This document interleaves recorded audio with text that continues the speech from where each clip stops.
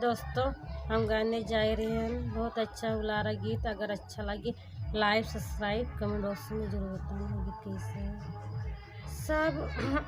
सब बर्तनों में चिम्मच भारी, सब बर्तनों में चिम्मच भारी, है देवे ननदी के विदाई सुनाओ पिया, है देवे ननदी का विदाई सुनाओ पिया। सब गहनों में बिछुआ भारी, सब गहनों में बिछुआ भारी, है देवे ननदी का विदाई सुनाओ पिया, है देवे ननदी का विदाई सुनाओ पिया।